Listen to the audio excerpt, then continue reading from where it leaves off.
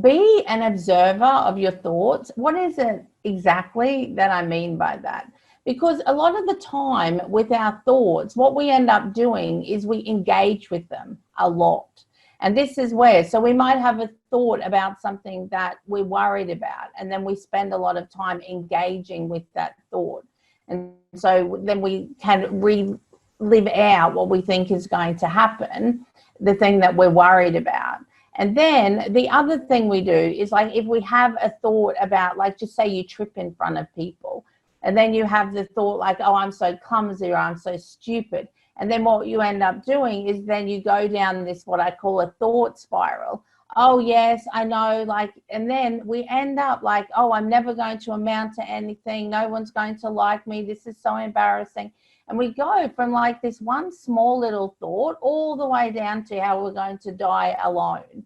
And so what I want you to start doing is just being the observer of your thoughts, because we don't really have control over the thoughts that pop into our heads. Now, as we work on personal development and changing our thinking, the types of thoughts that we have definitely change as we grow in that area. But mainly what happens is we just have a random thought pop into our mind. And then it's at that point that we really get to choose what we're going to do with it. And what I want you to start doing is just really being an observer of your thoughts, not getting in with them, not arguing with them, not agreeing with them, just really having a look at the thoughts that you're having. And one of the things I want you to be a bit careful of is that sometimes when we start looking at our thoughts, we can get a bit judgmental and mean with ourselves. Like, oh, we shouldn't think that, we shouldn't do this. And like one of the examples that I use is like, because also we have it, like our thoughts really represent who we are as a person. And so I might have a thought like that I want to push someone down the stairs or something, right? Or, you know, like when you're driving and you get annoyed with someone and you're like, oh, like I'd really like to drive into the back of them.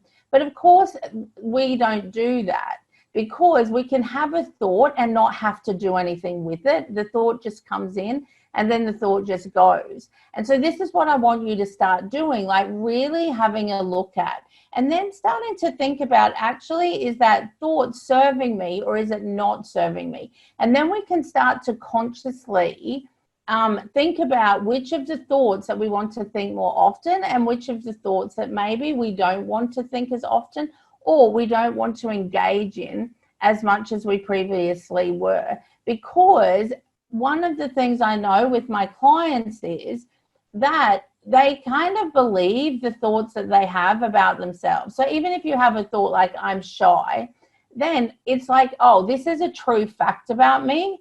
When in essence, actually, it's just a thought that you have about yourself. It's not actually the truth.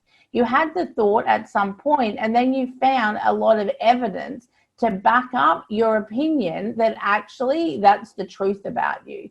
And then we then live out like this is the truth about us. And some people like say, oh, like it's like a self-fulfilling prophecy. But I don't exactly mean that. It's like we just take on, this is who we are.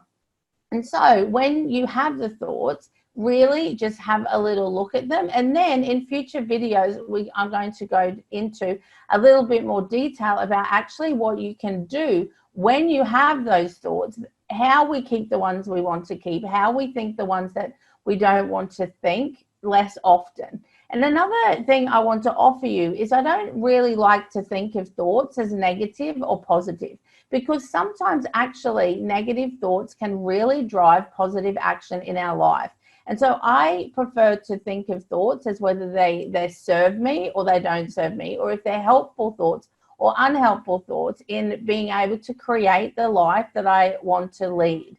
So spend a bit of time just being the observer of your thoughts, no judgment, just observing. And then, like I said, we'll go into more detail about what to do next in a future video. If you found this video useful and would like to learn more about how to manage your mind, please subscribe to the channel and also ting the bell, and then you'll be notified when I post future videos.